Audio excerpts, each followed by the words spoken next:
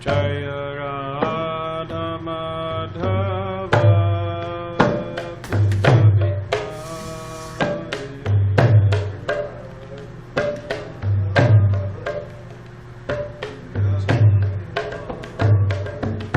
Jaya Radha Madhava Kunja Bihari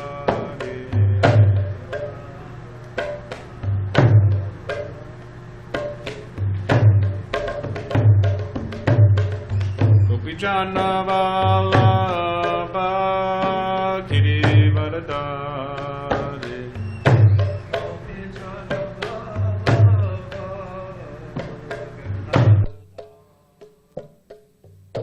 Gopijana Vallabha Girivardhari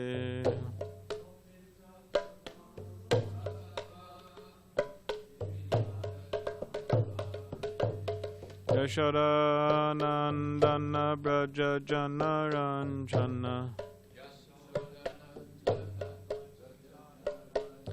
Yashoda Nandana Braja Jana Ranjana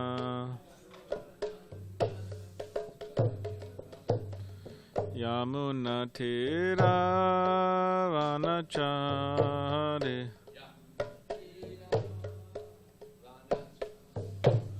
Yamuna Tira Vanachari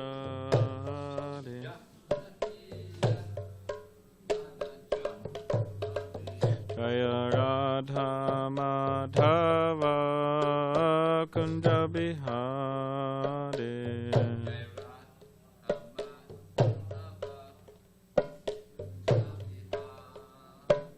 Jaya Radha Madhava Kunja Bihari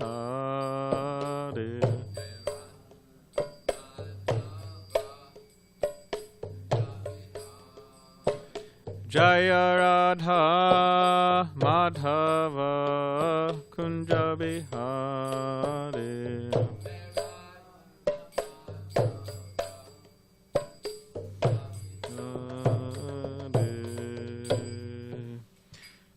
Jai Vishnupada Paramahamsa Parivarjacharya Ashto Shri Shri Madhus Grace Asa Bhaktivedanta Swami Prabhupada Ki Jai Jai Vishnupada Paramahamsa Parivarjacharya Ashto Shri Shri Madhus Grace Asa Bhakti Siddhanta Saraswati Thakur Prabhupada Ki Jai Ananta Koti Vaishnava Vrinda Ki Jai Namacharya Shri Haridas Thakur Ki Jai Prem Sikaho Shri Krishna Chaitanya Prabhu Shri Radha Gadadhar Shivas Adi Gaura Bhakti Vrinda Ki Jai Shri Shri Radha Krishna Gopa Gopinath Shamakun Radha Kun Giri Govardhan Ki Jai Vrindavan Dham Ki Jai Navadvip Dham Ki Jai Ganga Yamuna Mai Ki Jai Tulsi Maharani Ki Jai Bhakti Devi Ki Jai Samaveta Bhakta Vrinda Ki Jai New Govardhan Dham Ki Jai. All glories to the assembled devotees. All glories to the assembled devotees.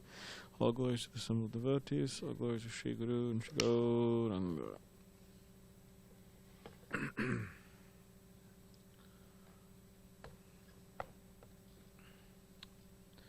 Om Namo Bhagavate Vasudevaya. Om Namo Bhagavate Vasudevaya. Om Namo Bhagavate Vasudevaya.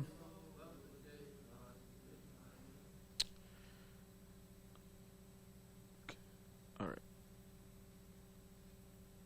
So this morning we were reading from the Srimad Bhagavatam, Canto 4, titled Creation of the Fourth Order, Chapter 30, the Activities of the Prachetas, in text 50 to 51.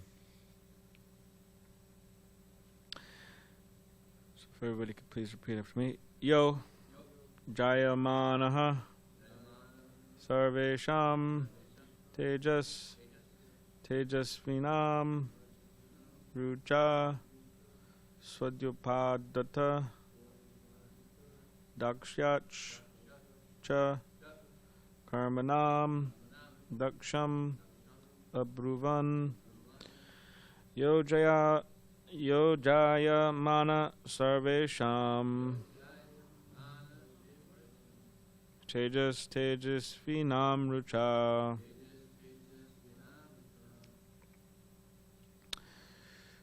Swadyopadata Dakshyachcha. Karmanam Daksham Abruvan. Yo Jaya Mana Sarvesham.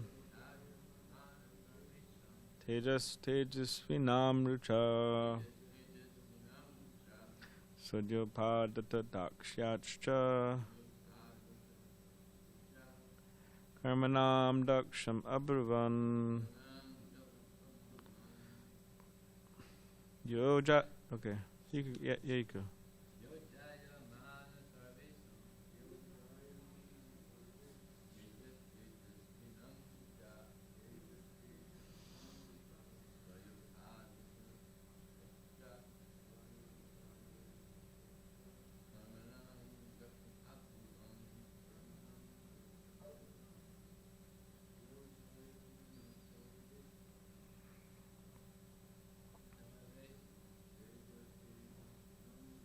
Tejas Vinam Rucha.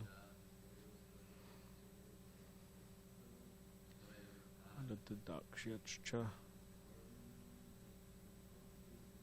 Pramanam Dakshanabhravam. Okay.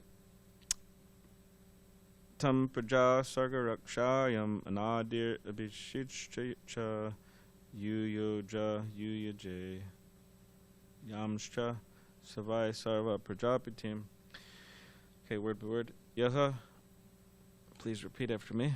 Yaha. One who. Jayamanaha. Just after his birth. Sarvesham. Of all. Tejaha. The brilliance. Tejasvinam. Brilliant. Rucha. By effulgence. Swaya. His. Upadatta, covered. Dakshyat, from being expert. Cha, hand. Karmanam, in fruit of activities. Daksham, Daksha. Abhuvan was called. Tam, him. Praja, living beings. Sarga, generating. Rak, Sayam, in the matter of maintaining. Nadihi, the firstborn, Lord Brahma. Avishya, having appointed. Cha, also. Yuyoja, engaged. Yuyuje, engaged. Anyan, others. Cha, and. Saha, he. Vai, certainly. Sarva, all. Prajapatim, progenitors of living entities. Translation and commentary by His Divine Grace, A.C. Bhaktivedanta Swami Prabhupada. After being born, Daksha, by the super excellence of his bodily luster, covered all others' bodily opulence. Because he was very expert in performing fruitive activity, he was called by the name Daksha, meaning the very expert. Lord Brahma therefore engaged Daksha in the work of generating living entities and maintaining them. In due course of time, Daksha also engaged other Prajapatis, progenitors, in the process of generation and maintenance. Purport. Daksha became almost as powerful as Lord Brahma. Consequently, Lord Brahma engaged him in generating population. Daksha was very influential and opulent. In his own turn, Daksha engaged other Prajapatis, headed by Marichi. In this way, the population of the universe increased. Thus end the Bhaktivedanta purports of the 4th canto, 30th chapter of the Srimad Bhagavatam, entitled The Activities of the Prachetas. So I'll just read text 1 as well of chapter 31. So chapter 31, Narada instructs the Prachetas. Maitreya vacha tata utpana vijnana ashvadyoksha jabashitam smaranta atmaje bharyam visidya pravajan grihat. The great saint Maitreya continued, after that the Prachetas lived at home for thousands of years and developed perfect knowledge and spiritual consciousness. At last they remembered the blessings of the Supreme Personality of Godhead and left home, putting their wife in charge of a perfect son. Purport. After the Prachetas had finished their penances, they were blessed by the Supreme Personality of Godhead. The Lord blessed them by telling them that after finishing their family life, they would return home, back to Godhead, in due course of time.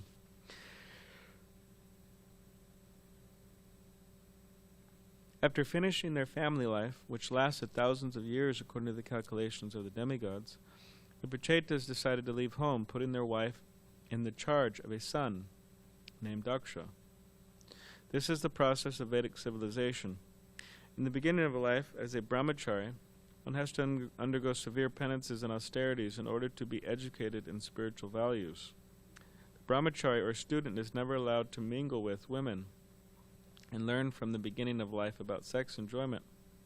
The basic flaw in modern civilization is that boys and girls are given freedom during school and college to enjoy sex life. Most of the children are varna sankar, meaning born of undesirable fathers and mothers. Consequently, the whole world is in chaos. Actually, human civilization should be based on the Vedic principles. This means that in the beginning of life, boys and girls should undergo penances and austerities. When they are grown, they should get married, live for some time at home, and beget children. When the children are grown up, the man should leave home and search for Krishna consciousness. In this way, one can make one's life perfect by going home to the kingdom of God. And thus one practices penances and austerities in his student life. He cannot understand the existence of God. Without realizing Krishna, one cannot make his life perfect. The conclusion is that when the children are grown, the wife should be put in the children's charge. The husband may then leave home to develop Krishna consciousness. Everything depends on the development of mature knowledge. King Prachanibarishat, the father of the Prachetas, left home before the arrival of his sons, who were engaged in austerity within the water. As soon as the time is ripe, or as soon as one has developed perfect Krishna consciousness, he should leave home, even though all his duties may not be fulfilled. Prachanibarishat was waiting for the arrival of his sons, but following the instructions of Narada, as soon as his intelligence was properly developed, he simply left instructions for his ministers to impart to his sons. Thus, without waiting for their arrival, he left home. Giving up a comfortable home life is absolutely necessary for human beings and is advised by Prahlad Maharaj. Hit vatmapatam griham andakupam. To finish the materialistic way of life, one should leave his so-called comfortable home life, which is simply a means for killing the soul, atmapatam. The home is considered to be a dark well covered by grass, and if one falls within this well, he simply dies without anyone's caring. One should therefore not be too much attached to family life, for it will spoil one's development of Krishna consciousness.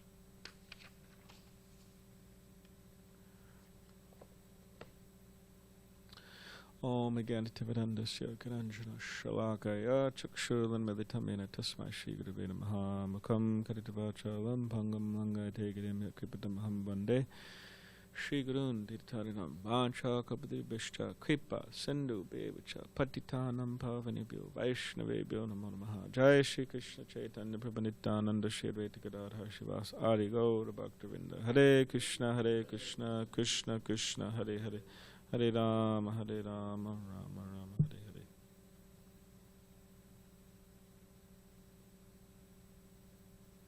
So how many people are watching at present? Or how many devotees, how many people, yeah?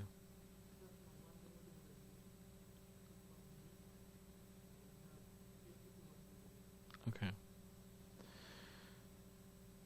Alright, so thank you for everybody who's here, present in this room, and also online. Hare Krishna. Someone told me the other day that they're friends with this person in Russia, a devotee in Russia, which I guess in Russia, a common name is Natasha, which I wouldn't think that, but anyways, this devotee in Russia, Natasha, she apparently watches the live stream quite frequently, if not every day. And she told her friend that she kind of like picked this temple as her temple. You know, she visited her some time ago, but anyway, so if you're listening, Natasha, Hare Krishna, thanks for tuning in. So here in the Srimad Bhagavatam, we've just ended the chapter, the Prachetas, activities of the Prachetas, and now we are entering into this chapter 31, on which Narada Muni instructs the Prachetas. And here in this particular verse, it's saying that the Prachetas, they lived at home for thousands of years and developed perfect knowledge and spiritual consciousness. At last, they remembered the blessings of Krishna and left home, the Supreme Person of Godhead, and left home, putting their wife in charge of a perfect son. I remember one time one of my friends, they were walking with their guru, and while they were walking, it was like a japa walk, and they walked past this playground. I'm not sure where it was in the world, but you know, very beautiful day, sunny day, and you had this. There's a playground there, and then they looked over to the playground, and then there was a family there,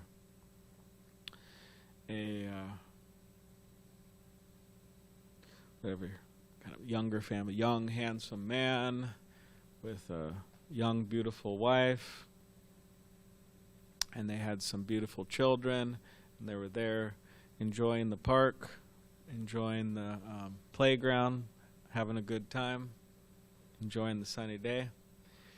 And a lot of people, this would just, melt their heart. Look at this, beautiful family, and look at this, they're enjoying, how cute. But of course, there's different ways of seeing things. But and this particular, my friend and his guru, the guru told him that, just see. He said, this is envy. This is envy. Envy towards Krishna. And how is that? Because at best, of course, Srila Prabhupada said that 99.99% of he says this in the Bhagavad Gita in a purport, Namam Duskritinam Mudha, those who do not surrender to Krishna. He explains in the purport that 99.99% of the population is Naradamas, in lowest of mankind, which largely, at best, people, they don't have God in the center. They have Him, at best, in the background of their lives, or just not there at all. So, the Guru is making the point that this is envy because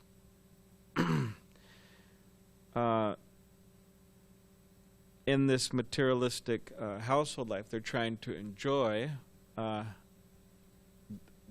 these relationships, their bodies, and so on, separately from Krishna. They don't want anything to do with Krishna or God. So in that way, it's envy. Now, of course, family life in and of itself is not evil. It's not sinful, but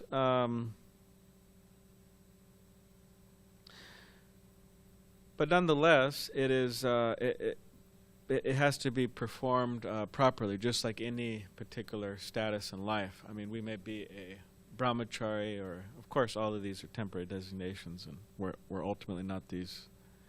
Yeah, we're not brahmacharis. Like Chaitanya Mahaprabhu says, I'm not a brahmachari, I'm not a grihastha, I'm not a vanaprastha, I'm not a sannyasi, I'm not a shudra, I'm not any of these designations, but I'm eternal servant of Krishna, servant of the servant of the servant of the master of the gopis. So,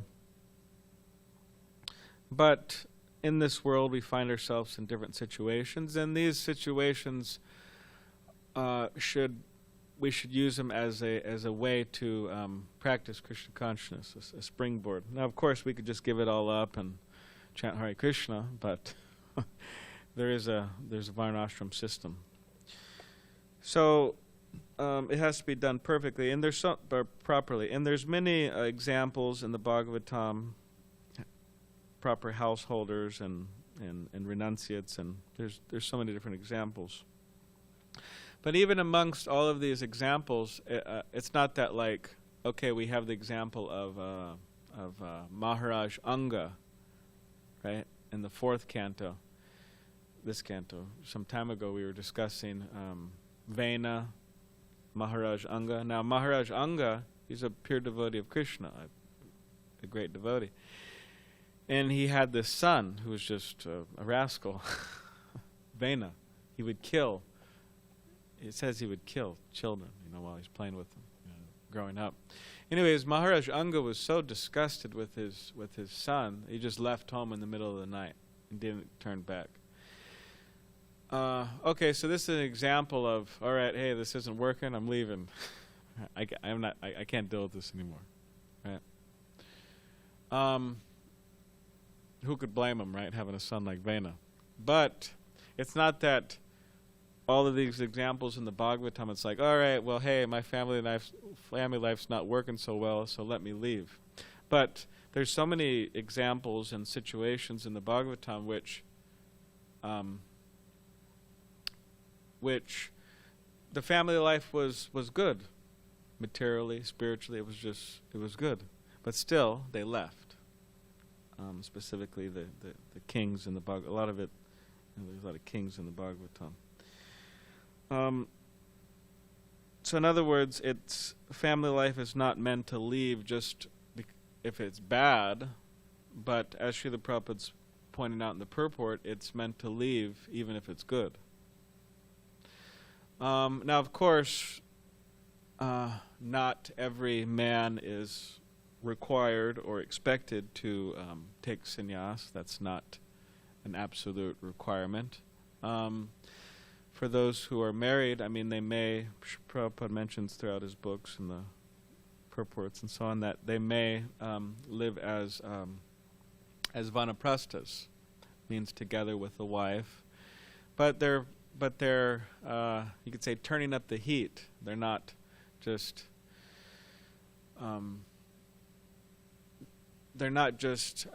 continuing, what's that saying? Carrying on as usual. But they understand, okay, my children are growing up, or hey, we're getting older here. Let's, if possible, by all means, stop working for money and just dedicate one's full bodily, mental, all of one's energy towards advancing and spreading Krishna, advancing oneself in Krishna consciousness and spreading it. So in other words, should be detached. Or the person, or sannyas is there too, but the point, the idea is to turn up the heat in terms of austerity, in terms of seriousness, as far as possible.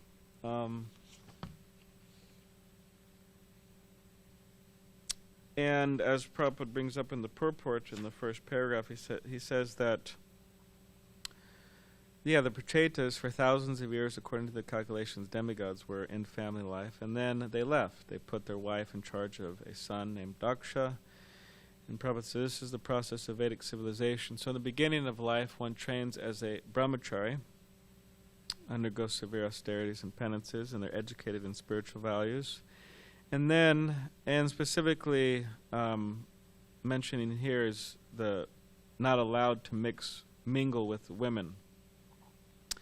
And learn from the beginning of life about sex enjoyment. Which means the women aren't also allowed to mix freely with men. It goes both ways. Now sometimes, of course, nowadays people think this is like they'll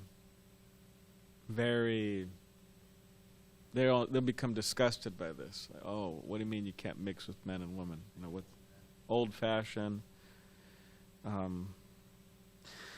But the point of life, the purpose of life is not just to enjoy,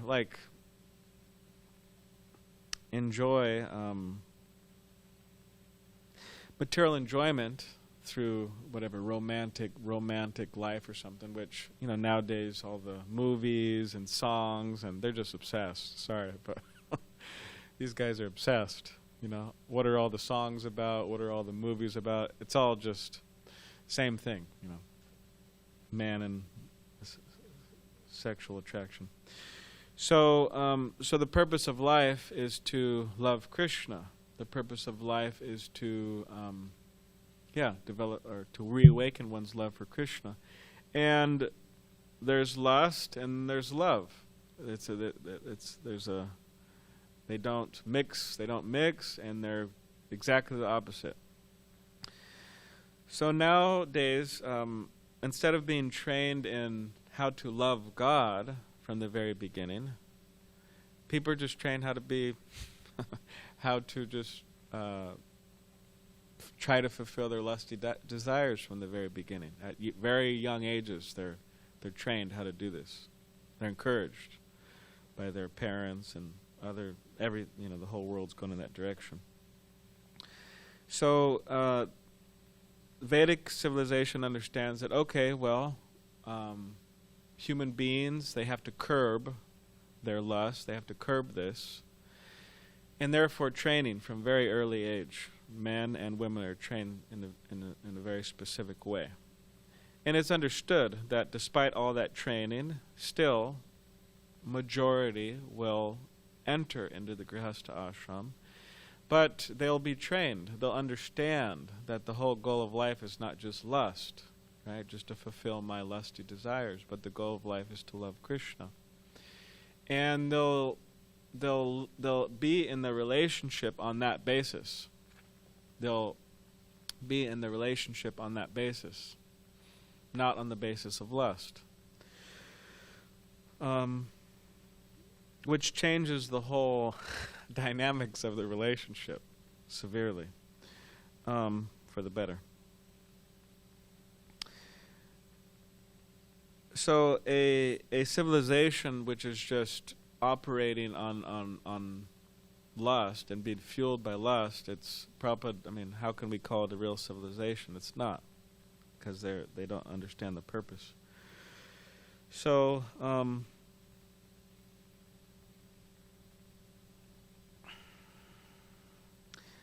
they should. So it's important.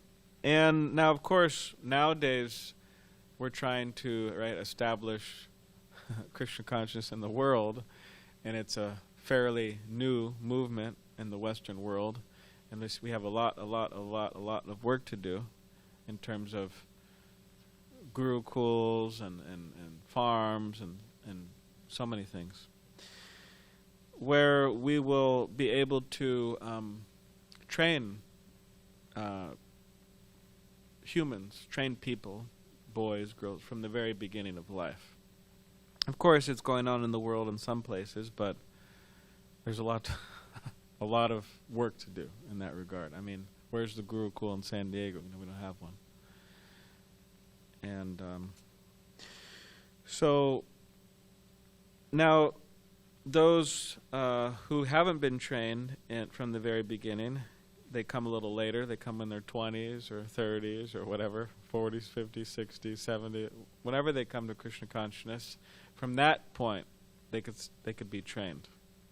And Prabhupada makes a point in the purport in the Bhagavad Gita. He says that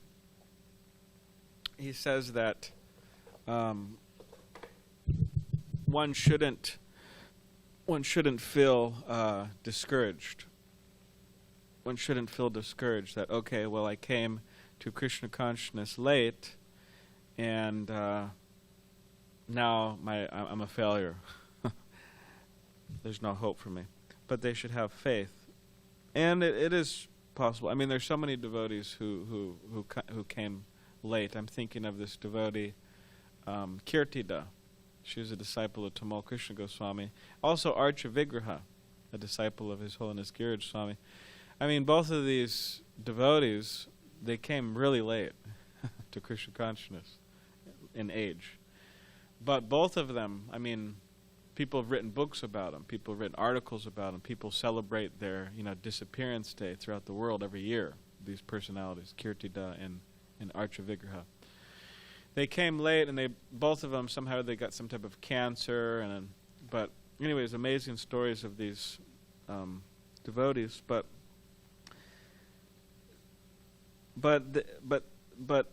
although they came late, and then they developed some disease in which they had to leave their body earlier than they thought, they were so advanced and so serious and so surrendered. We have like this, anyways. So whatever our particular position may be, whether we came late or early, it doesn't really matter, ultimately. We could still, reach the goal.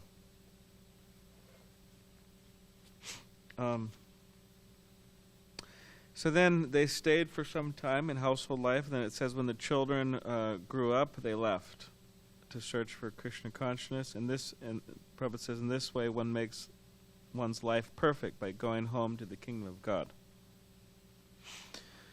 And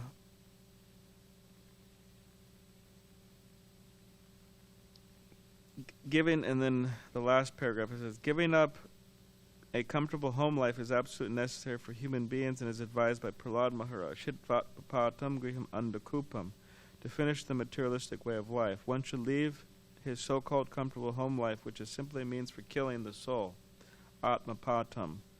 The home is considered to be a dark well covered by grass, and if one falls within this well, he simply dies without anyone's caring.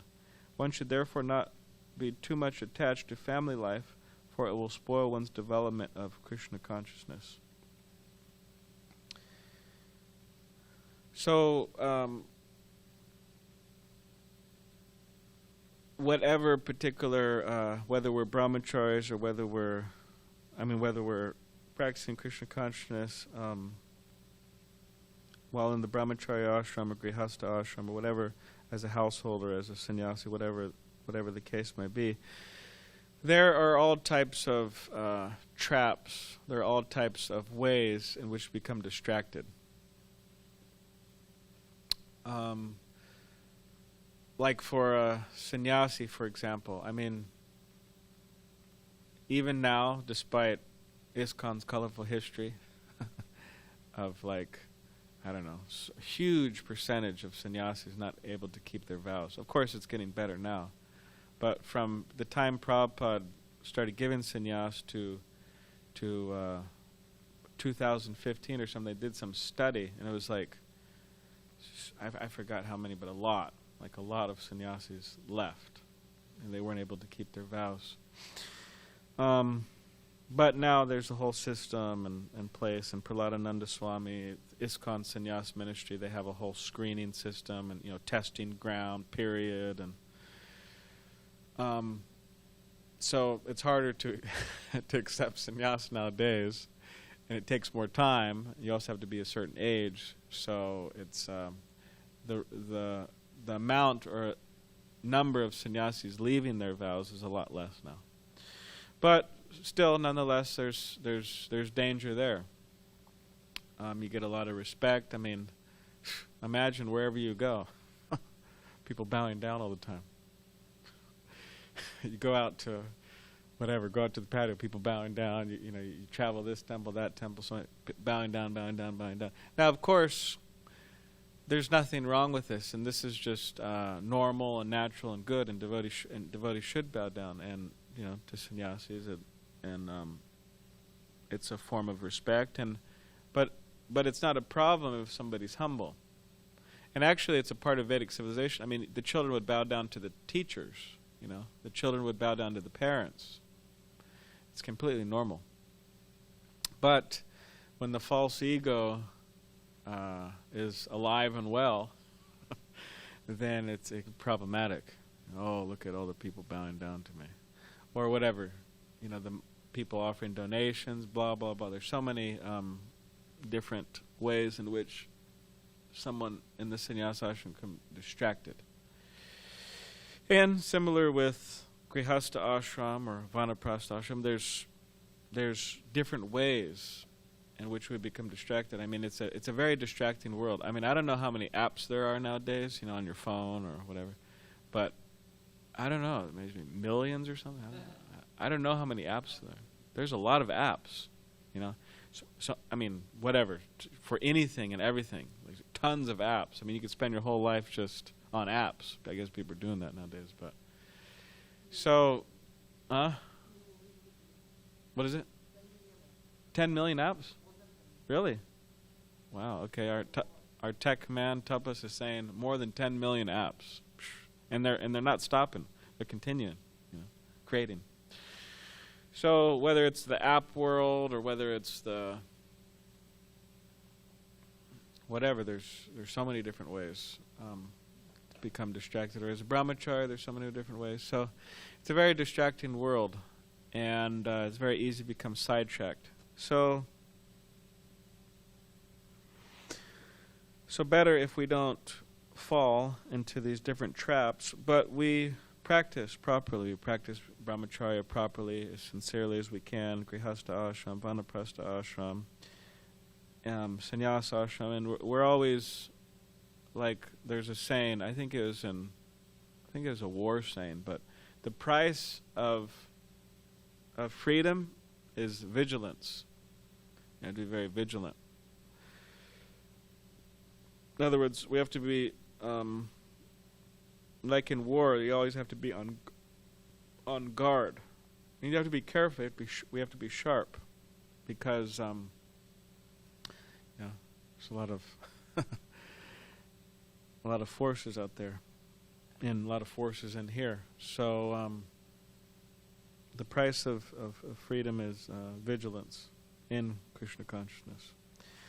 All right, so does anybody have any questions or comments here in person or online? Vijay Krishna, you could ask your question if you like. Yes, Balaram Prabhu, you know better than me that demigods are trying to take birth in this planet Earth because of Lord Chaitanya's mercy. Yes. Which is very rarely available. Yes. So Prabhu, but in accordance with the comments of Srila Prabhupada at the very end of the purport, family life is to be recognized as dangerous. My question is, shouldn't we, if even the demigods are trying to take birth here because of Lord Chaitanya's mercy, shouldn't we go for family life in order to produce as many children as possible, in order for these children to become delivered by Lord Chaitanya? So I'm confused here. All right, that's a good question. Yeah, thank you. You're welcome.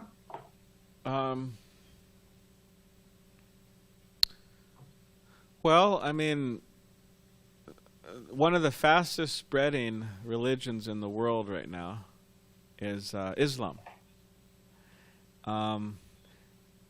And it's for different reasons. In America too, it's spreading fast. Of course, Mormonism, or the Latter-day Saints, they're also spreading quite quickly. We were talking about that the other day. They're quite active and organized in relation to preaching. I mean, learning languages and going to countries and so on. But one of the reasons why the Latter-day Saint, the Mormons, why is it spreading?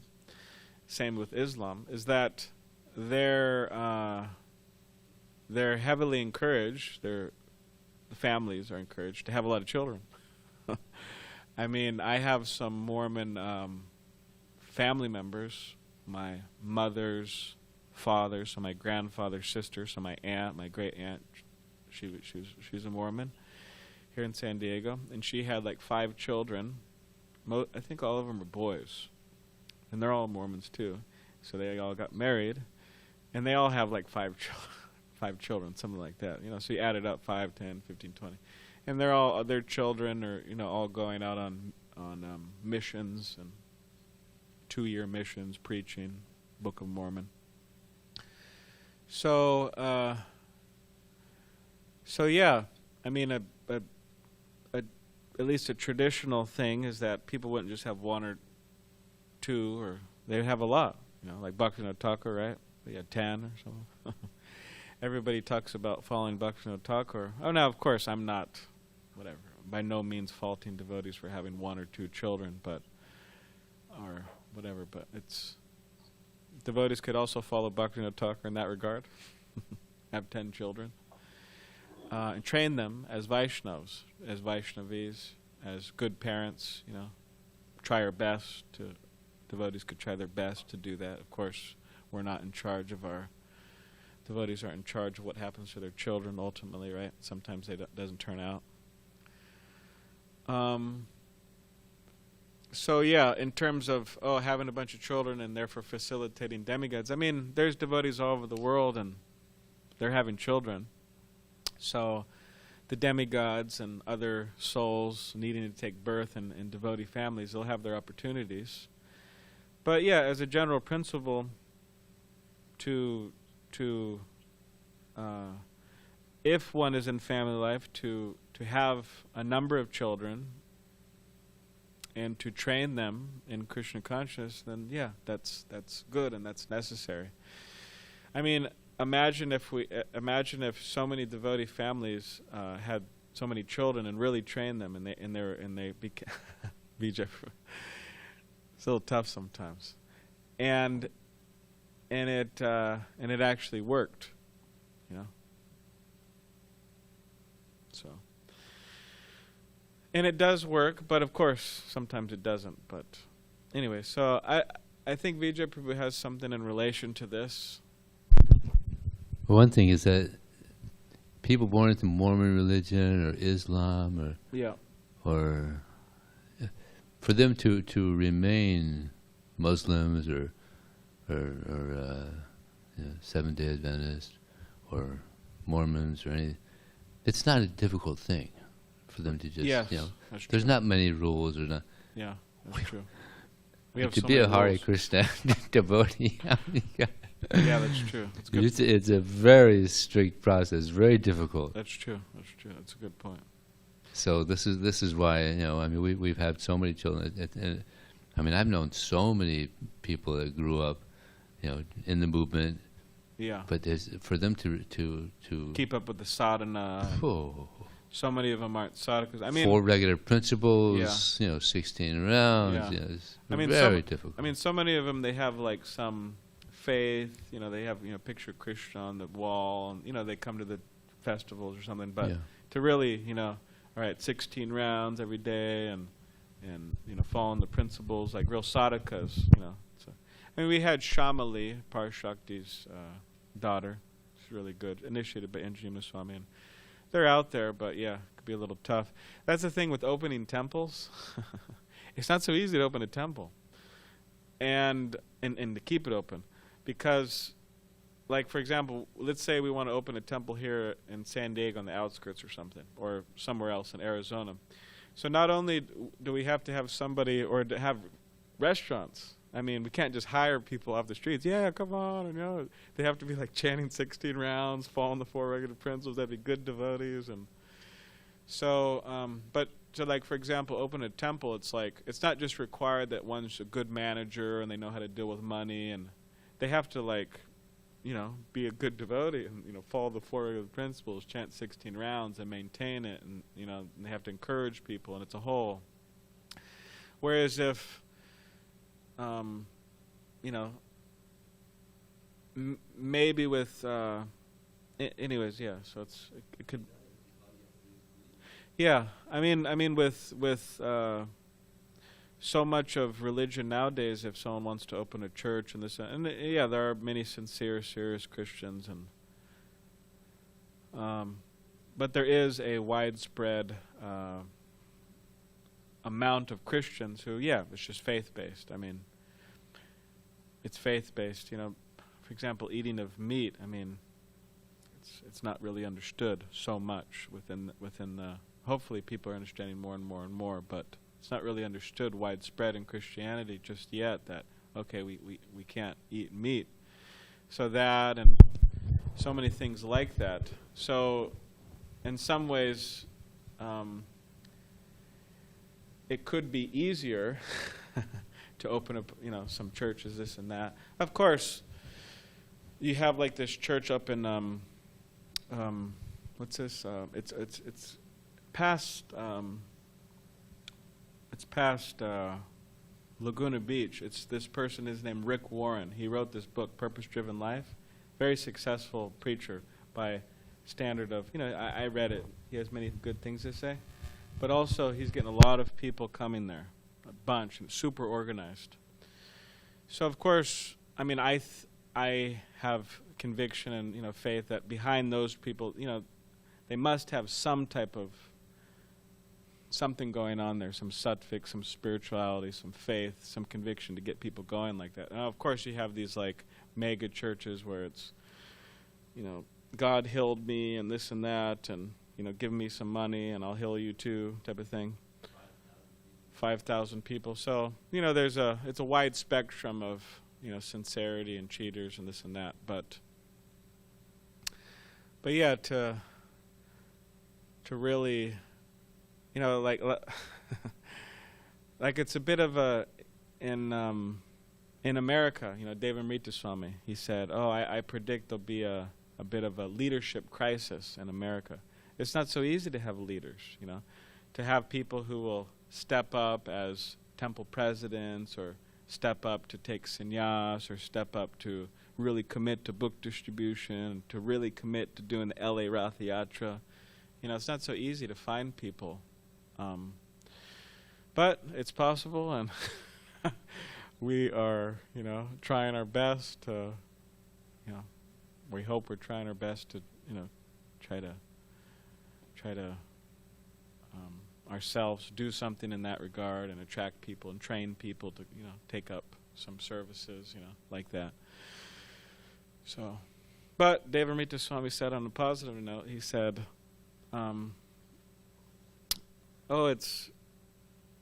it's very nice that you're, here and you're trying to spread Krishna consciousness here in San Diego. And he said, I know it's a little tough sometimes, but he said, if you sincerely continue, Krishna will send people to help. So, that's all right. So, does anybody have any? You had something also. You had. All right.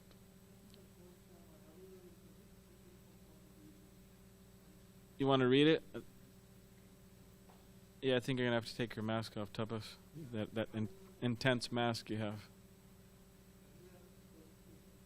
Let me read it out. So Rajendra Prabhu said that, love the saying, the price of freedom is vigilance. Very nice class. Thank you, Balaram Prabhu. Plus, we have not developed the cultural support of community yet, for the most part. Outside influences of demonic society is so detrimental. Yes, that's true. Yeah. Therefore, we have to chant Hare Krishna, Krishna Krishna, Hare Hare, Hare Rama, Rama Rama, Hare Hare. We try to engage as much as we can in that. All right, thank you very much, Jananana Prabhu, and the small group that here. All the devotees are somewhere, I'm not sure, but 13 people. Okay, thank you very much. Huh? 15. Okay, thank you very much for the 15 in the online audience. Hare Krishna.